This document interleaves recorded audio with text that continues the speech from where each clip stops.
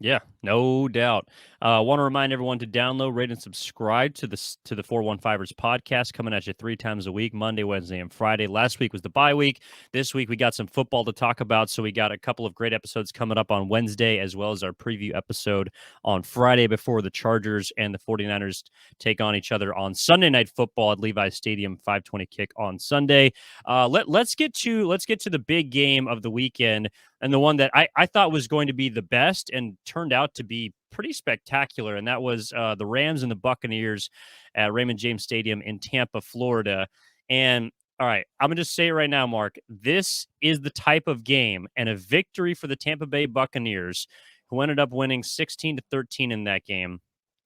10 points in the fourth quarter. Tom Brady engineers a 65-yard drive with about 50 seconds left and no timeouts in that game. This is the type of win that a guy like Tom Brady and a team like Tampa Bay, who a lot of people have made fun of for reasons not having to do with football, who have been banged up because of injuries and have been really just kicked to the curb, I think, by a lot of people, myself included. This is the type of win that can get that sort of talented team rolling with a ceiling that is playoff bound. Right now, they're tied for first in the NFC South, the division up for grabs at 4-5.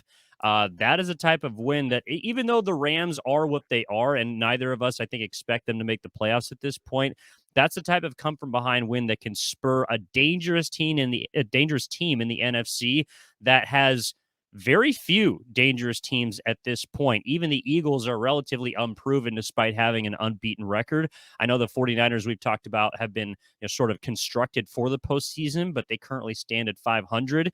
I think it's wide open, and that was a big win for Tampa Bay. And one of the reasons that I said on Friday that I wanted the Rams to win that game, because I didn't expect Tampa to maybe do it in that fashion, but that is definitely a momentum building type victory. I hear you, and I think all those points are fair. I want to focus more on the Rams. The Los Angeles Rams are just absolutely lifeless. I'm not sure what their issue is. If it's, a Super Bowl hangover, whatever the case is, it's no excuse. They are terrible. You mentioned they get outscored 10-0 in the fourth quarter. On the season now this year, the Los Angeles Rams have been outscored 71-10 in fourth quarters. 71-10 in fourth quarters. They fall to 3-5. They were up by 4 points late in the fourth quarter after their defense stood up, forced a 4th and goal, incomplete pass, a turnover on downs. Ball goes back to the Los Angeles Rams with 1 minute and 52 seconds left. They run the ball with Darrell Henderson, no gain. End around to Cooper Kupp, 5 yards, stays in bounds. The Buccaneers calling timeouts. Then facing a 3rd and 5 with 1 minute and 39 seconds left. A first down ices the game. They run up the middle to Darrell Henderson. And let me tell you, with the way the Rams have run the ball so far this year, they had zero expectation of getting a first down there. Their only goal, take 40 seconds off the clock. I get it. It's 1:39 left. Tom Brady looks like a shell of himself. You do not want to give the ball back to Tom Brady. Throw the ball, get a first down with Cooper Kupp, take knees, win the game. It's over. I do not know what the hell Sean McVay and the Los Angeles Rams are doing. They deserve to lose that game. They lost to a lifeless Tampa Bay team. To your point, it might wake up Tampa Bay and maybe they start playing better. But this Los Angeles Rams team is just pathetic. They deserve to lose, and I'm not sure how many more times they're going to win the rest of the year. They are terrible. Well put, Mark. Tell me how you really feel. No, to me, the end of that game was more. I understand the offense couldn't get a first down when they needed to, nor have they been able to get first downs when they've needed to in second halves of games all season. That you can chalk up as the third time that Sean McVay has lost a halftime lead, since technically they led by a point. He's 50-3 now at the half. So at least another head coach got in on the action besides Kyle Shanahan at this point for beating the Rams after trailing at half. To me, it was about the defense on the final drive of the game. Tom Brady has 44 seconds. I understand he's the GOAT. I understand he has done this in his sleep countless times. But you cannot play an average thereabouts of 12 to 15 yards off of wide receivers that are trying to get out of bounds. The first throw, over the middle, I understand. Scotty Miller hits. He makes a sliding catch. It's a good throw by Tom Brady. You get to the line, you spike it. 28 seconds left. And then from there, they just simply put the ball on the boundaries repeatedly over and over and over again. And there was nothing that the Rams did adjustment wise to try and take away even a simple 7-yard out.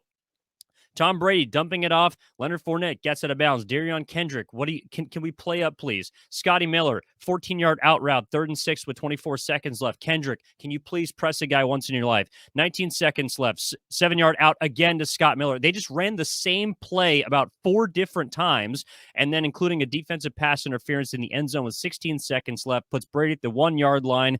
I mean, it just, a nice little swing route out of the backfield to Otten. I don't know who the hell that is, but with 7 seconds left, it was good enough to get them the victory. The Rams right now do not have any sort of consistency or adjustment on either side of the football. They play the game from snap 1 to snap 60 to snap 100 if they can get there the exact same way. And there was no sense of urgency on either side of the football. So I'm glad you brought up the offense and how lifeless it has looked. I would argue the defensive side, which is supposed to be the strength, at least star-studded power on that side of the football with Aaron Donald and Jalen Ramsey, neither of those guys are playing with any sort of consistency.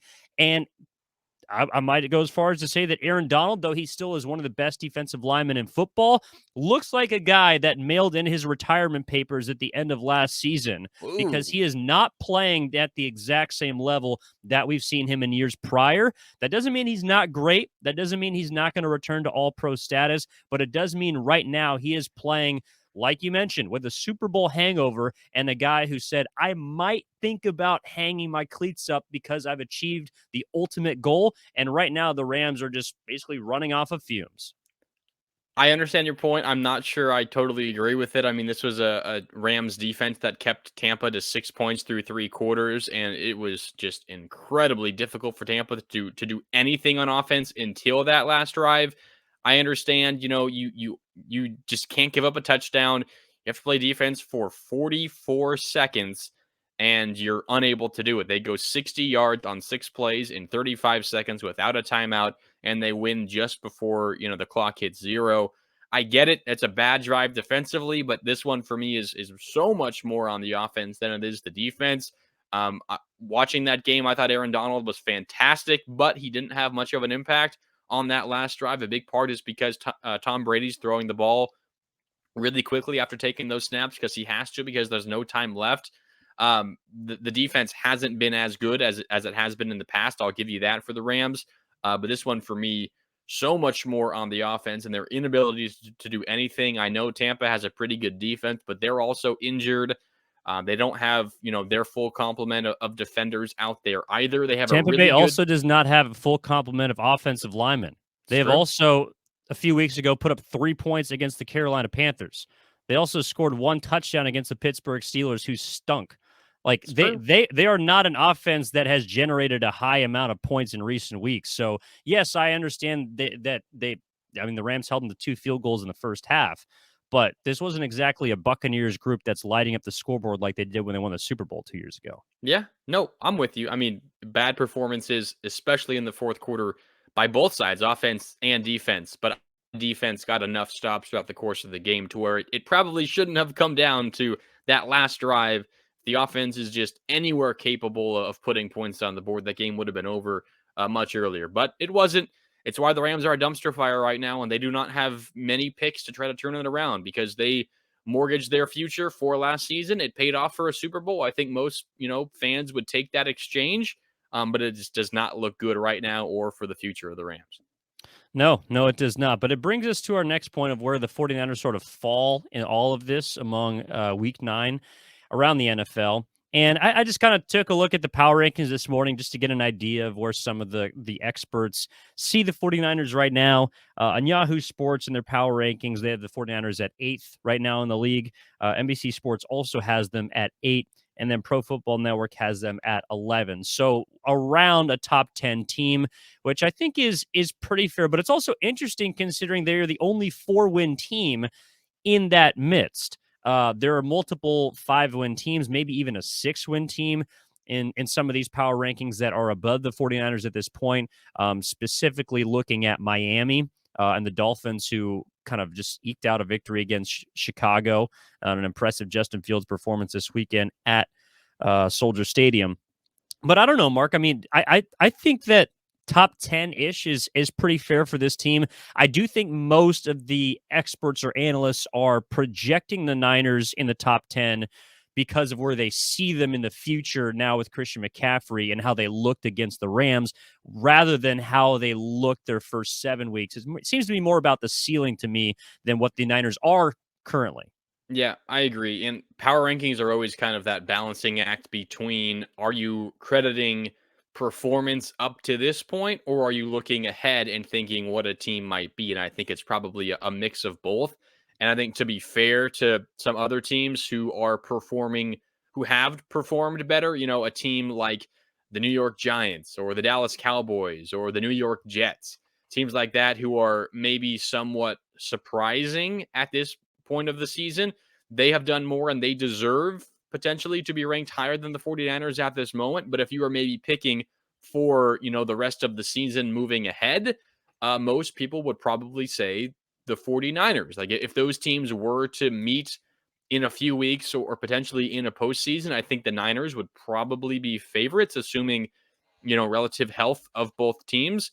So I think it kind of depends how you're defining your rankings. I think, the Seahawks are another team who deserve to be in that conversation. Teams that have succeeded more through the first half of the season than the 49ers, but who you might not consider actually better, or who you might not project to be better down the road than the San Francisco 49ers. So you certainly don't want to disrespect other teams like a Minnesota, who we've talked about before, who's won 7 of their first 8 games, but you might, question whether or not they're able to beat the 49ers in a head-to-head matchup or in the postseason. So I think right now, Niners top 10 ranking, I think that's around the right spot. I mean, they're a 4-4 team. They're 500. They've had some really bad losses, including to the Bears, although they seem to be a little bit better than I think people are giving them credit for. You mentioned that loss against the Dolphins. Justin Fields looks like a different player the last couple of weeks. He's been phenomenal. A loss to the Broncos. They were on a bye as well this week, but they look really bad. A loss to the Falcons. You did, you did beat Seattle, who's leading your division right now. You have a couple of other division wins against the Rams. You just can't, put a 4-4 team, regardless of how talented they are, over, a 6-2 Dallas team, just because you think they might be better in the future. So power rankings are kind of, that middle ground where you have to take it both into account. And I think anywhere in the top 10, 6 to 8 or 9 or 10 is probably where the 49ers deserve to be. Yeah, I mean, they also have somewhat of an easier schedule looking ahead. I know that there's a relatively even matchup this weekend with the Chargers, a team that I personally would put behind the Niners if we're doing a power ranking. They have been involved in a lot of close games that could have gone either way, as we Chargers might talked be like about. the hardest Yeah, team to rank in football. they They're have a up there. negative 22 point differential and are 5-3. How that math adds up, I do not know.